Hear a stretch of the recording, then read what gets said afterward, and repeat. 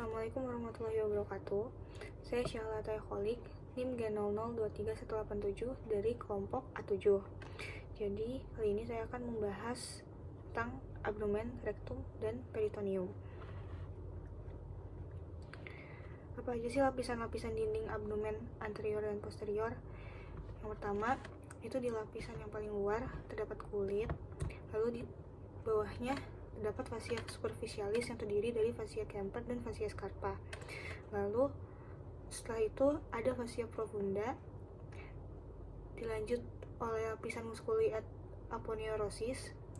Nah, lapisan musculi et aponeurosis ini terdiri dari beberapa musculus, yaitu salah satunya ada musculus externus abdominis aponeurosis, terus ada musculus internus abdominis aponeurosis, terus ada musculus transversus abdominis, terus di sini juga ada musculus obliquus externus abdominis, terus di bawahnya ada musculus obliquus externus abdominis, dan selanjutnya juga ada musculus transversus abdominis di bawah musculus obliquus internus abdominis. Terus di sini juga ada musculus rectus abdominis, dan ya ada 1, 2, 3, 4, 5, 6, 7 di lapisan musculi et aponeurosis. Ini 1, 2, 3 ada 5. Terus selanjutnya di lapisan dinding abdomen selanjutnya itu ada fascia transversal. Nah, habis lapisan fascia transversal dilanjut sama fascia extraperitonealis atau jaringan lemak, dan di bawahnya ada peritoneum parietale. Itu untuk anterolateral. Nah, untuk di posteriornya sama, cuman bedanya itu di kalau posterior itu nggak ada fascia profunda, lapisan fascia profunda sama fascia transversalis. Itu perbedaan yang anterolateral sama posteriornya. Terus untuk muskuli yang ada, sistem otot yang ada di abdomen itu ada flat muscle yang terdiri dari musculus obliquus externus, musculus obliquus internus, dan musculus transversus. Terus untuk di vertical muscle itu terdapat musculus rectus abdominis dan musculus pyramidalis. Untuk urutan muscle abdominalis dari superficial ke profunda, itu pertama musculus obliquus externus abdominis, terus ke musculus obliquus internus abdominis, baru ke musculus transversus abdominis. Habis itu kita akan bahas rectum peritoneum. Rectum peritoneum itu sisi luarnya terdapat flexura sacralis. Ini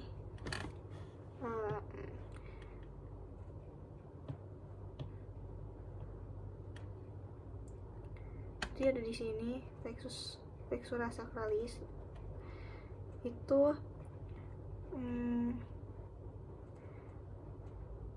selain flexura sacralis juga terdapat flexura perinealis. Nah, kolon ini berbentuk S jika dilihat dari lateral.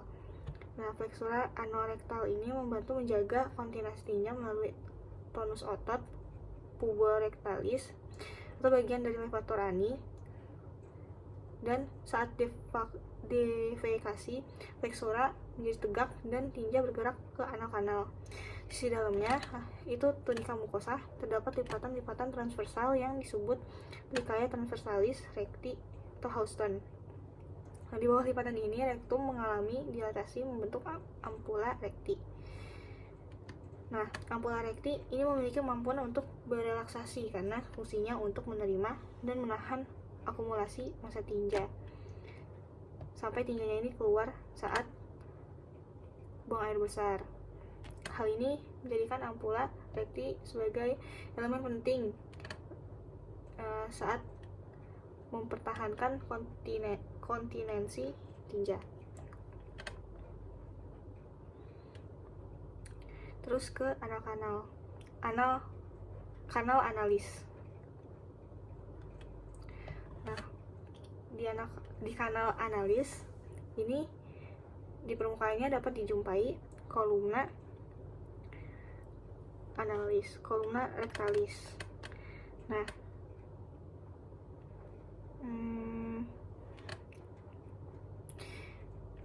kolumna rektalis atau analis ini atau Morgagni ini merupakan 5-10 lipatan tunika mukosa longitudinal karena adanya anastomose arteri dan vena cabang-cabang dari pars intramuscularis dari arteri rektalis superior. Nah, selain itu juga terdapat vulvae analis. Nah, di vulvae anale ini merupakan pelipatan mukosa yang menghubungkan tiap dua kolumna pada bagian kaudal. Selanjutnya ada sinus rectalis. Nah, sinus rectalis ini merupakan cekungan antara valvulae anales tadi. Nah, kanal analis ini dibagi menjadi 3 segmen. Yang pertama ada zona columnaris, terus zona cutanea, dan zona haemorodales. Nah, satu dulu. Yang pertama ada zona columnaris. Ini terdiri dari lipatan longitudinal dan dibentuk dari corpus cavernosum. Epitelnya merupakan epitel kolumner atau kuboid. Terus ke zona cutanea, ini merupakan kulit eksternal yang dibatasi secara tidak konsisten oleh alinea anocutanea. Terus selanjutnya adalah zona haemoroidales. Ini merupakan tempat yang memungkinkan terjadinya benjolan hemoroid. Karena ini disebabkan karena pelebaran dari venae hemoroidales. Internal hemoroid ini terjadi di atas linea pectinate, sedangkan eksternalnya terjadi di bawah linea pectinate.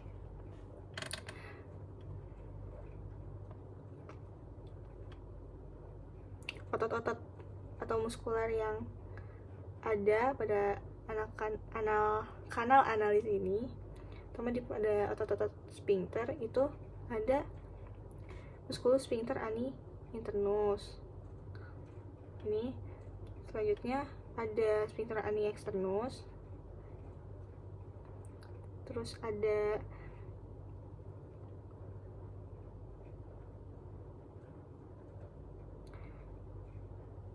di sini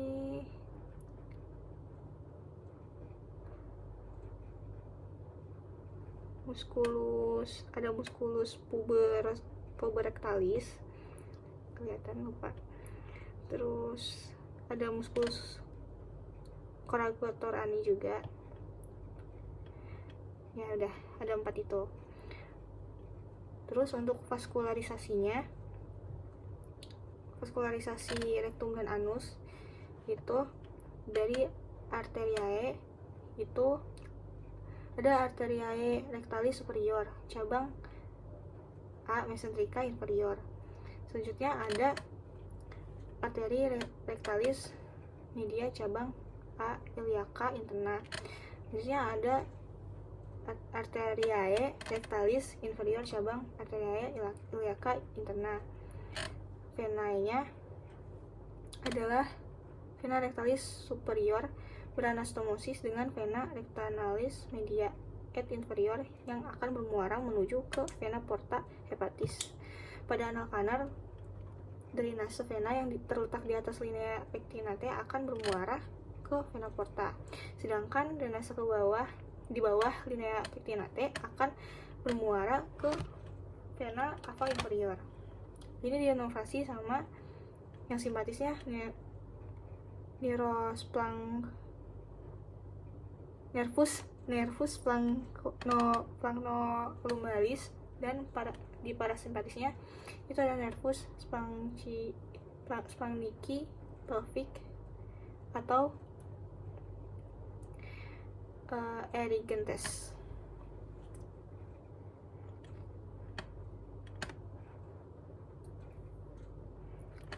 Lanjut ke peritoneum. Peritoneum itu merupakan lapisan pelindung dari lapisan serosa yang membalut rongga abdomen termasuk organ-organ abdomennya. Nah, peritoneum itu dibagi menjadi intraperitoneum dan retroperitoneum. Nah, organ peritoneum adalah organ yang seluruh permukaannya dilapisi oleh peritoneum, meliputi gaster, duodenum, duodenum, jejunum, ileum, appendix vermiformis, colon transversum, colon sigmoidea, cauda pankreas, lien, dan hepar. Sementara untuk organ retroperitoneal itu berada di luar kavitas peritoneum.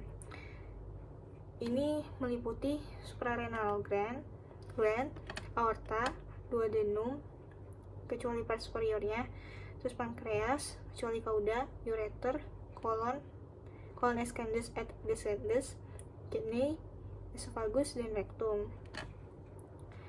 Selanjutnya ke duplikator peritoneum.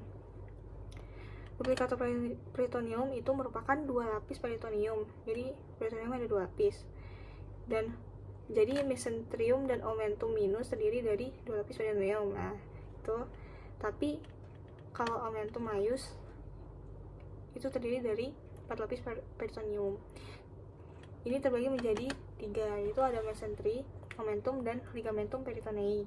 Mesenterium itu merupakan lipatan ganda peritoneum yang luas dan berbentuk kipas yang menghubungkan jejunum dan ileum. Ini dihubungkan dengan dinding posterior abdomen. Selanjutnya ada omentum maius. Ini berasal dari mesenterium dorsalis yang merupakan lipatan peritoneum yang melekat pada curvatura mayor gaster dan duodenum part superior. Omentum ini berbentuk seperti tirai, di mana omentum ini turun menutupi kolon transversum dan intestinum tenue.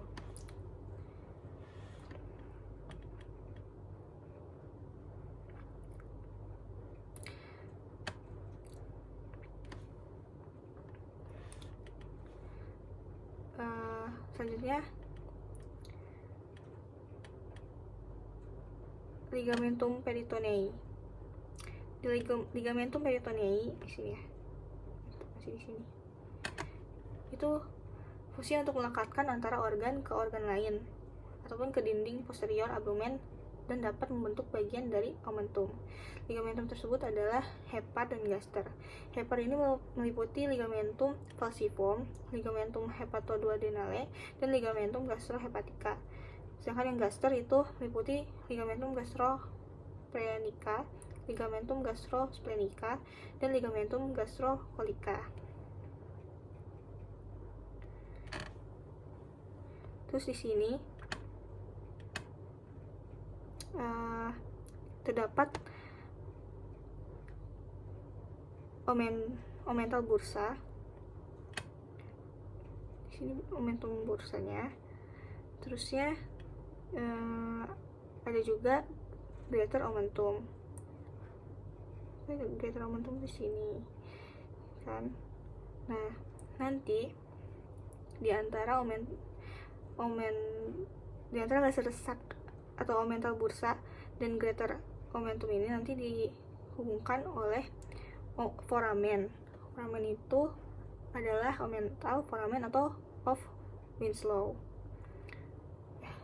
Sudah sekian dari saya, kurang lebihnya mohon maaf.